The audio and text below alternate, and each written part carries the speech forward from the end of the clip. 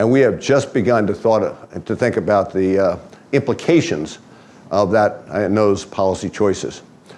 I know when I first took over in the Bureau and was faced by September 11th, I had grown up in the United States, in the criminal justice system in the United States. I immediately thought the response would be in the criminal justice system in the United States. I immediately thought we have to do the investigation, bring these persons to justice. I was not thinking about the fact that this could be considered an act of war, and as an act of war, there are a number of other capabilities, legal frameworks that have to be thought about as you address this particular threat. And today, it's every tool in the box to address terrorism.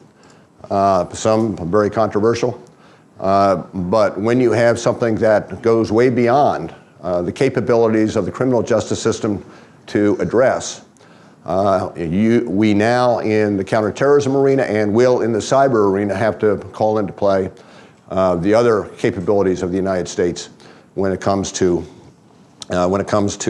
addressing a serious threat. Let me spend just a moment talking about one of the considerations, along with prioritization and building intelligence, that we were aware of from day one. And that is the balance between the requirement, necessity, understanding the American public that the FBI will attempt to prevent terrorist attacks, which has to be balanced against the impact on civil liberties.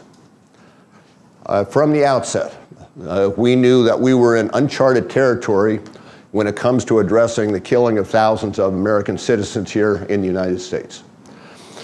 I gave a speech here in 2002, and my last paragraph said something along the lines of, we know, and by we in the FBI know that we'll be judged by history, not only by the numbers of attacks that have been thwarted, but whether or not we adhere to the civil liberties, whether it be in the Constitution, the statute, or otherwise, as we undertook this work, and needed to assure that civil liberties were supported, regardless of who was involved, meaning that even those who hate us, those who operate here to undertake crimes and the like, are entitled to the same civil liberties as American citizens.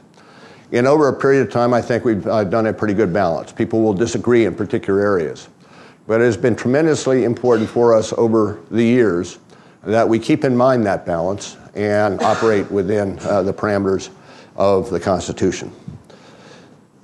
One of the things, and I'm doing this in some sense because I'm not opposed to recruiting. I'll tell you a little bit about the agents and the work that they do. I have rarely found somebody who has joined the FBI who hasn't loved what they're doing. It's not the type of thing that we talk about on campus for a very good reason. We require a person to join as an agent in the FBI to have 23 years, be 23 years old and have 3 years work experience. We expect analysts, when we hire analysts, to have the credentials and the capabilities that many of in this room will have as you graduate from Stanford.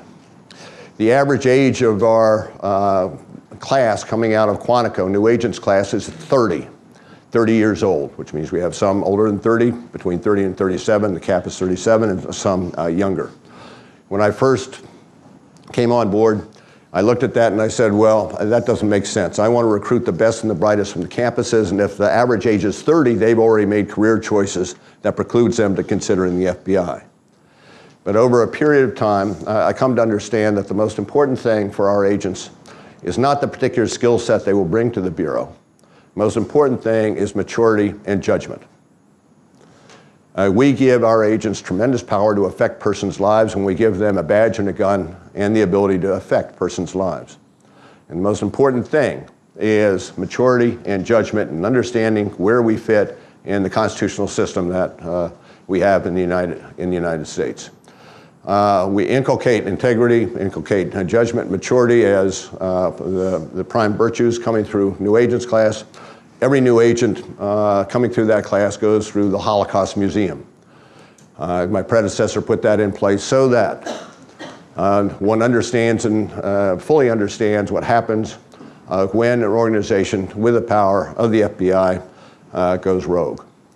So as you graduate and as you think about careers, I ask you to think about a career in the FBI. We are around the world. You may well spend your time in a place like Yemen or Turkey or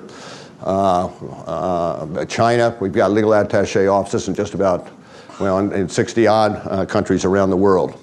And we have become an international organization, and the cases that we handle now will take you to the far ends of the earth. So thank you for listening to me. I appreciate the opportunity to be here today, and I'm looking forward to answering whatever questions, or ducking whatever questions you might have.